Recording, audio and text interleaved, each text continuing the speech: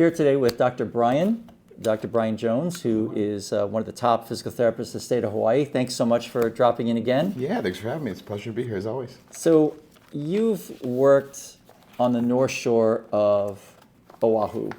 Yeah. And it's funny, people think, I think when a lot of people think about surfers, they think about Greg Spicoli, or they think about, cool buzz and some tasty waves. Yeah, tasty waves, right? Yeah. But the reality is, I think, and people know that, these surfers who are surfing competitively, any surfer has to be in a reasonable amount of shape. Yeah, it's a lifestyle for a reason. They really don't take days off, and most things they're doing are to improve their health or their quality of surf. It's the lifestyle. They're out there every day. But at the same time, there's some crazy stuff that goes on, right? Sure.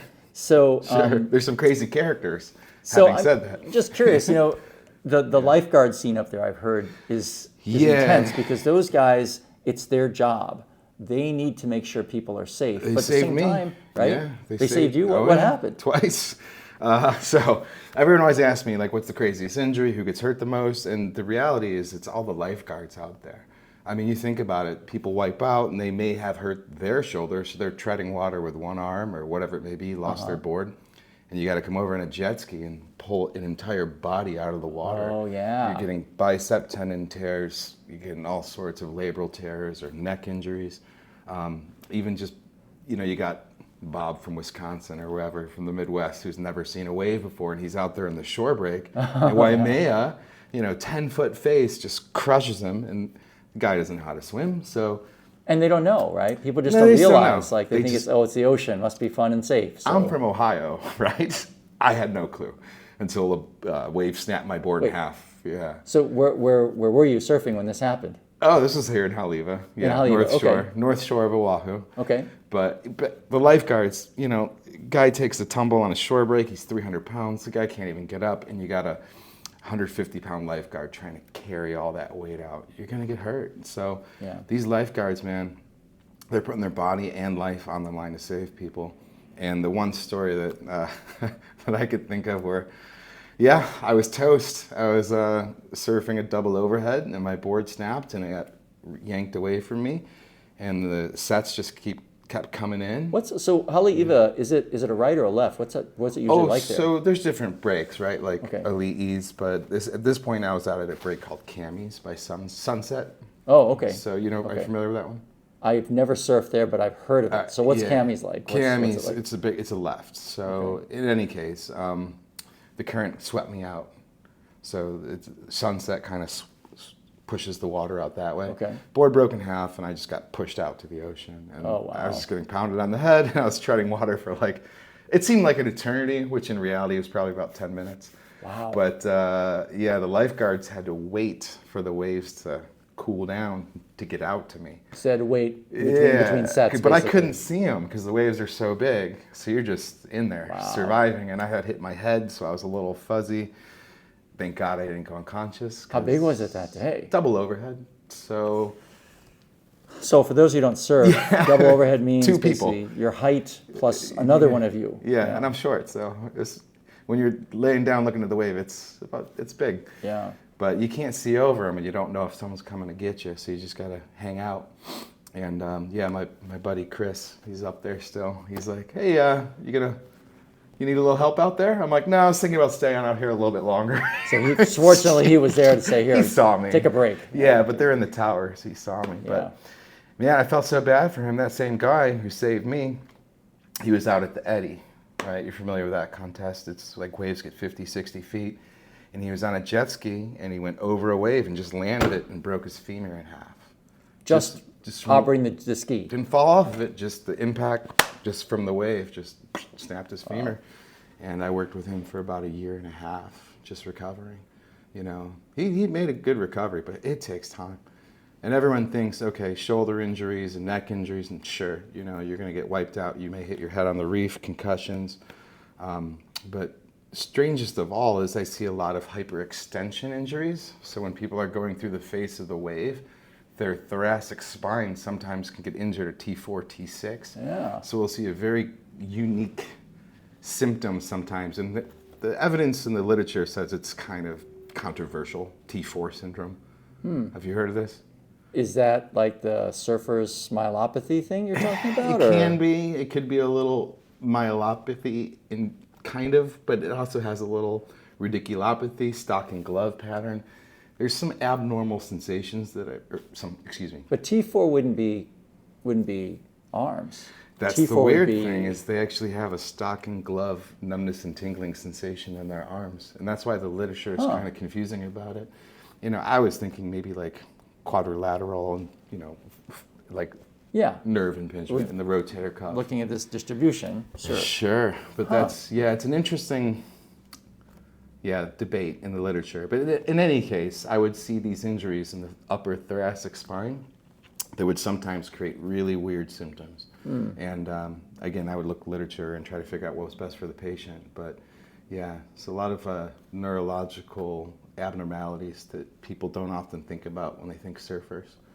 So that's what's really critical here, though, is, and for folks who don't have the luxury of being in Hawaii right now, maybe you're coming to Hawaii, but when you do look at the ocean and you see those surfers doing their thing, I mean, it's amazing. It really is. But just remember, you're looking down on them from the water, from the beach. From the beach. So when you're in the water, those waves are way bigger. Look big. Yeah, when you're in the water, it's you can't even you can't quantify it till you're out there facing it. Yeah. Yeah, and I'm not a good surfer by any means. I'm from Ohio and didn't even learn to surf till I came out here. So it's been a learning experience of a lifetime. Well, when it comes to the ocean, I feel like we're all learning. We're always learning. Oh yeah. Yeah. Yeah. You never master. So even before you were asking me craziest injuries, right? Mm-hmm. So I mean, Mother Nature always wins, right? And so I'd be working these tournaments, and the hardest thing is to tell these people who've dedicated their whole life to surfing, hey man, you can't go out, it's not safe. You just show me your strength. They don't have it. You're not going to paddle through a wave. And unfortunately, there were several instances where the surfer did not come back. They died out there. So, kids and families and stuff. But, you do your best to tell them, hey man, it's not safe to go out, but you're not, they're not pro surfers. You're just telling them as a patient, don't go out, man. It's not worth it. So we're not even talking about in the tournaments or anything. We're talking about just folks who live we all live in Hawaii for a reason. Yeah. But there are some folks who live here because they love to surf. That's their life. Yeah. And if they do get injured, there are certainly things that will make it critically dangerous to even be in the water. Yeah, with this specific case, I remember I taped him up the best I could, and I just said, relax, do not go out, man, please, don't go out. And found out. So you didn't tape him to just fix him that he could surf. No. It was more just tape him to give him some relief. Pain, because he couldn't even let his arm hang down because he didn't want a sling. And I was like, I can give you a sling, but he's like, I'm not going to wear it. I'm like, let me just tape your arm. And he felt better, and I was like, just don't go out, man. And then sure enough, the next day, a buddy of ours said he went out, but he didn't make it back. So I'm not sure, but this happened a few times. And, fortunately, the pro surfing community is a little bit better about it. We have team docs on the sidelines, essentially, saying yes or no. Checking. And they listen. Like, hey, man, not safe. So I've had that situation with concussions or even lacerations. Just you're going to hurt yourself way worse if you go back out there. I remember hearing stories about when they're going to call whether the holding period, whether the contest is even going to happen, because sometimes it's too big. Sure. Or the surfers will feel like it's too big. I don't want to surf in that, and then the conditions got to be right. I mean, if it's choppy and the wind's wrong and the face is all just mush, I mean, you're not going to surf. No one wants to go out there. No one wants to go out there. And there's no channel to paddle out, and you're just going to get waves crashing on your face for 4 hours. Like, no.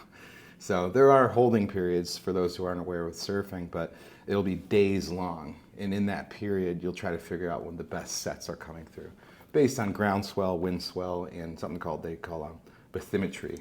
It sounds like you're saying a lisp, but that's the study of waves.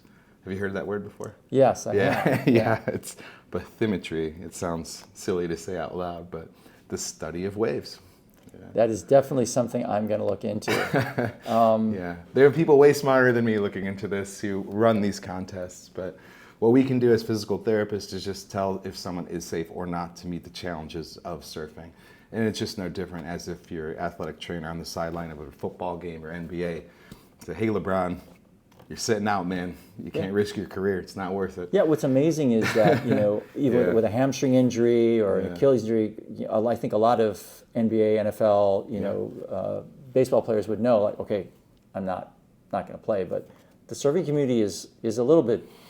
I feel like the community. Well, all athletes are going to be aggressive. Sure, but the reality is that a lot of these guys, their paycheck is dependent on this one tournament that they got one shot at. Maybe 3 tournaments in a season. Yeah, surfing does not pay the way. No, you say $50K and you're like, that's a lot of money.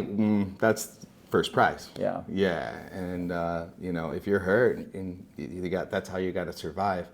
Those guys will literally put their body on the line, and sometimes it's hard for them to hear that. But I've had to, hey man, next season it's all safe. yours. No. This season, So, and it's hard, and I have other medical professionals backing me up. So we talk about it before, you're not trying to crush people's dreams. Sure. Yeah. No, our goal is to get people tuned up and get them back out there. I want to see you win, safely. man. Yeah, but I want you to come back too. Yeah.